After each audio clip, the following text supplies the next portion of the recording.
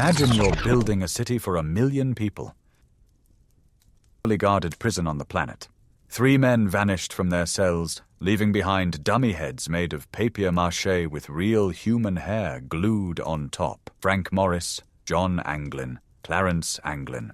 And then, nobody shows up. Built a raft out of 50 stolen raincoats and disappeared into the freezing waters of San Francisco Bay. O'Kane tracked the white wake of the torpedo in the moonlight.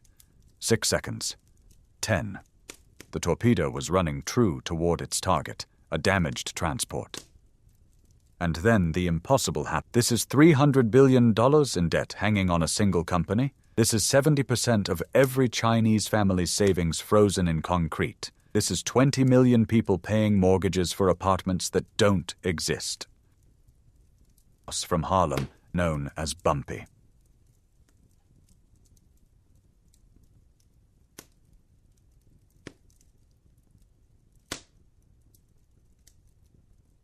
Let's start with a simple question. Why are the Chinese so obsessed with real estate? Between 50 and 55 degrees year-round, with currents strong enough to sweep a swimmer out to open ocean in minutes. In 1978, virtually no one in China owned private property. Everything belonged to the state. The average Chinese person was poorer than the average citizen of Chad. And 5 are listed as missing. She had been killed by her own weapon.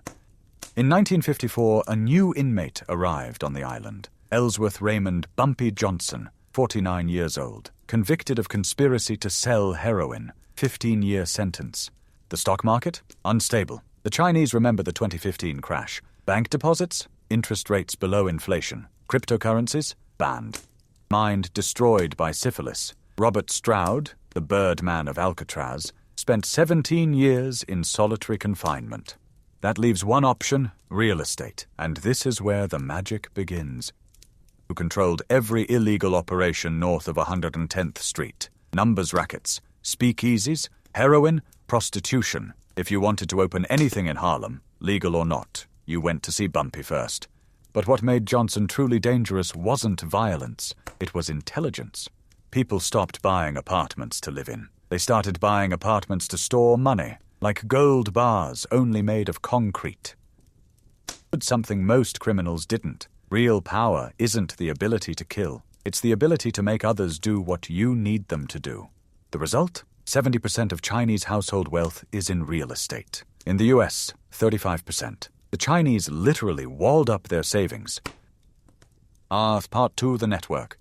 Prison has its own economy. Cigarettes are currency. Information is a commodity. Favors are capital. Bumpy understood this economy instantly, and he started investing. He helped inmates write letters to their families. Many couldn't read or write. Explained legal technicalities to guys working on appeals. Shared his food with those being punished with reduced rations. Never asked for anything in return. But the debts piled up. In a prison where 70% of inmates were white and racial segregation was an unwritten rule, a black crime boss from Harlem became the man everyone trusted. By 1960, 6 years after his arrival, Bumpy knew everything happening inside Alcatraz. He knew which guards took bribes, which windows didn't lock properly, the patrol schedules, the boat routes, the blind spots in the searchlights. He didn't know all this because he was planning to escape himself. His sentence was up in 1963. Running 3 years before release would have been stupid.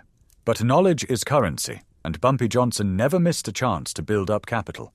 Part 3, the genius. In January 1960, Frank Lee Morris arrived at Alcatraz. Morris was special. IQ of 133. Orphaned at 11. First arrest at 13. By 30, he had escaped from prisons in Louisiana, Georgia, and Florida. They kept catching him, and he kept trying again. The federal system decided Alcatraz was the only place that could hold Frank Morris. They were wrong. Later that year, John Anglin arrived. Early 1961, his brother Clarence followed. The brothers were bank robbers from Georgia, raised on a poor farm, 2 of 14 children. They weren't intellectuals like Morris, but they had something more valuable. They were good with their hands and knew how to keep their mouths shut. All 3 ended up in adjacent cells in B Block, and all 3 started planning. The rest lasted just over a day. The official story of the escape is well known. The Germans let the Texans pass. Then 6,000 fresh German troops closed the ring behind them. 275 American soldiers were trapped on a forested ridge near Bifontaine. Without food, without water, with limited ammunition, with wounded who needed medical attention. Every evening, they worked for hours, masking the noise with Morris playing his accordion. They hid the concrete dust in their pockets and scattered it in the yard during exercise. Behind the grills, they found a utility corridor. Behind the corridor, a ventilation shaft leading to the roof. From the roof, you could climb down to the water. They built a raft and life vests from more than 50 raincoats, gluing the rubber together with contact cement. Made paddles from stolen plywood. Created dummy heads out of papier-mâché, soap, and real human hair collected from the prison barbershop. The plan was brilliant. But there was a problem with the plan. Part 5, the problem. The distance from Alcatraz to the nearest land, Angel Island, is about 1.25 miles. Doesn't sound that bad. But the water in San Francisco Bay stays between 50 and 55 degrees even in summer. The currents are unpredictable. Direction and speed change every few hours depending on the tides. 2 Suckers AM, October 25th. Tang's torpedo tubes held 2 torpedoes, the 23rd and 24th. Nail number 4. People living in shells.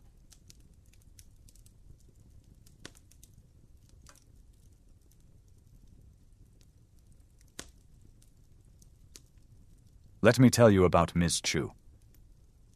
Current, 3 men on a leaky rubber raft in freezing water had minimal chances of reaching shore alive.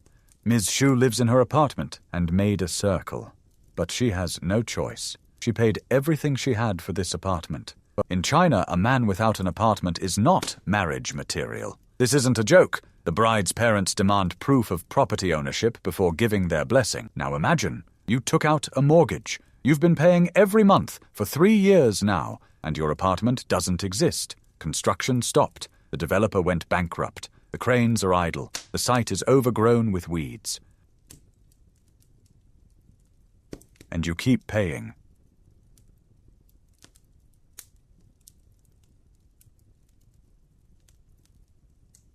$20 million people in China are in exactly this situation, paying mortgages for rotten buildings. That's what they call them in Chinese. One of them, Chen, told journalists, "I'm already socially dead. My life. Without an apartment, he can't get married." At 35, he watches his friends move forward in life while he's frozen, legally bound to a phantom apartment. Nail number 5. Ghost cities.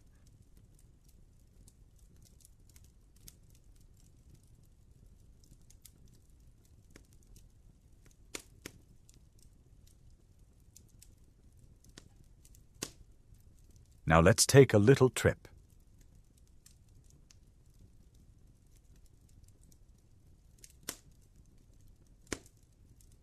Ordos Kangbashi. This district was built in the early 2000s. At its peak, fewer than 30,000 people lived here. 90% of buildings stood empty. Tianducheng, China's Paris. Johnson wasn't an ordinary criminal. He was a strategist, a businessman, a man who measured every action in terms of long-term benefit. Built for 10,000 residents, mostly populated by couples who come for wedding photo shoots.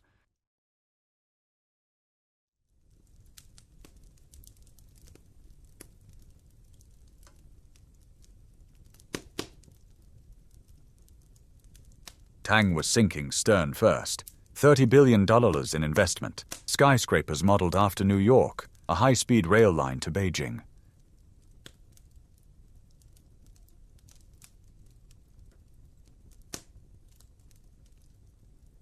Imagine you're building a city for 1 million people.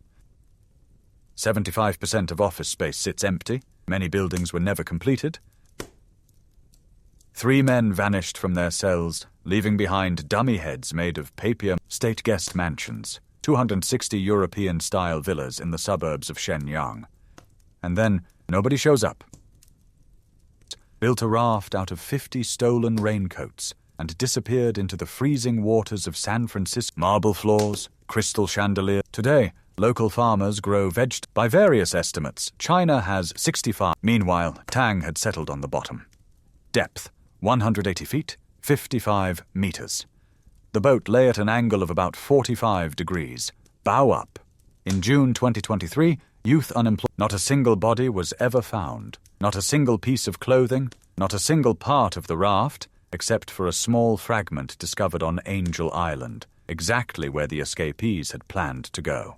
And then the evidence started appearing. Christmas 1962. 6 months after the escape, the Anglin family received Christmas cards. No signature, but the handwriting looked familiar. For the next several years, the brothers' mother received flowers every year, anonymous, no notes. In 1973, when the mother died, 2 tall men in heavy makeup showed up at the funeral. Family members claimed they recognized the brothers. In 1975, a family friend brought a photo back from Brazil. 2 men on a farm, looking like aged versions of John and Clarence Anglin. Modern analysis using facial recognition software showed a high probability of a match. In 2013, the FBI received a letter allegedly written by John Anglin. "My name is John Anglin. I escaped from Alcatraz in June 1962 with my brother Clarence and Frank Morris. I'm 83 years old. I'm in bad shape. I have cancer. Yes, we all made it that night, but barely." The letter was never definitively confirmed, but it wasn't disproven either. Inouye died on December 17, 2012, at the age of 88. His last word was, "Aloha." Part 9, The Return. A few months after the escape, in 1963, Alcatraz was closed. The official reason, operating costs were too high. The salt air was destroying the concrete, requiring constant expensive repairs. But many believed the real reason was different. The Morris and Anglin escape had destroyed the myth of Alcatraz being inescapable. The prison had lost its main weapon, fear. If 3 inmates could break out of the rock, what was the point of spending millions to keep it running? Bumpy Johnson was released that same year, 1963. When he returned to Harlem, he was greeted like a hero, an impromptu parade in the streets, hundreds of people coming out to welcome a man they hadn't seen in almost a decade. But the Harlem Bumpy returned to was a different place. The Italian Mafia had expanded its control over the drug trade. Heroin was destroying the neighborhoods Bumpy had once protected. A new generation of gangsters, harder, bloodier, with no respect for the old rules, was taking over the streets. And Harlem had a new voice, a man named Malcolm X. Bumpy and Malcolm had known each other since the 1940s, when the future civil rights leader was a small-time street hustler called Detroit Red. Now they met again, 2 men with radically different methods, but the same goal. Bumpy offered to protect Malcolm when he broke with the Nation of Islam. His men guarded Malcolm's house, but Malcolm refused the help, said being associated with a known criminal would hurt his image. 2 weeks later, Malcolm X was assassinated. Bumpy Johnson died 3 years later, in 1968. Heart attack, 2 a.m., at Wells Restaurant in Harlem. The waitress had just brought him chicken, grits, and coffee. Thousands of people came to his funeral. Cops with shotguns stood on the rooftops of surrounding buildings, not to guard against a threat, but out of respect for a man they'd chased his whole life. On Part 10, The Legacy. Why does the story of Bumpy Johnson's alleged role in the Alcatraz escape matter? Because it reveals something fundamental about the nature of power. The U.S. federal government built Alcatraz as a symbol, proof that the system could control anyone, break anyone, hold anyone. The island was designed to isolate inmates not just physically but psychologically, to cut them off from the world, from connections, from hope. Bumpy Johnson showed that this was impossible. Even in the most heavily guarded prison on the planet, even as a black inmate in a system built to humiliate him, he held on to what made him powerful, the ability to build relationships, accumulate debts, create networks of influence that extended beyond any walls. He didn't escape himself, he did something smarter. He helped others escape, and in doing so proved that the rock was never truly escape-proof. Frank Morris was probably the genius who planned the physical part of the escape. The Anglin brothers were probably the skilled workers who built the raft and dug the tunnels. But without the boat that, according to multiple sources, Bumpy Johnson arranged, without the extraction point, without the people on shore ready to help the escapees vanish, their whole brilliant plan would have ended in death in the freezing waters of the bay. Alcatraz tried to isolate Bumpy Johnson from his world. Bumpy Johnson brought his world inside Alcatraz. And that's maybe the best lesson you can take from his life. Real power isn't money. It isn't guns. It isn't titles. Real power is connections. People who owe you. People who trust you. People willing to take risks for you because you once took risks for them. That kind of power can't be taken away. Can't be locked up. Can't be controlled. Bumpy Johnson understood this, and somewhere, if you believe the evidence, 3 men lived long lives in freedom, because a black crime boss from Harlem understood this better than the entire federal penitentiary system of the United States of America. Outro. John and Clarence Anglin would be over 90 today. Frank Morris would be 98. The U.S. Marshals are still looking for them. They've released age-progressed photos of their faces. They follow up every lead. They interview everyone who claims to have seen the escapees. But they'll never find proof of who really organized their rescue. Bumpy Johnson took that secret with him to his grave at Woodlawn Cemetery in the Bronx. He's buried near Duke Ellington, Miles Davis, and Billie Holiday, people who, like Bumpy, changed America, each in their own way. If you ever visit Alcatraz, it's a tourist attraction now. Find cell 138 in B Block. That's where inmate number 1117 lived, the man who never tried to escape.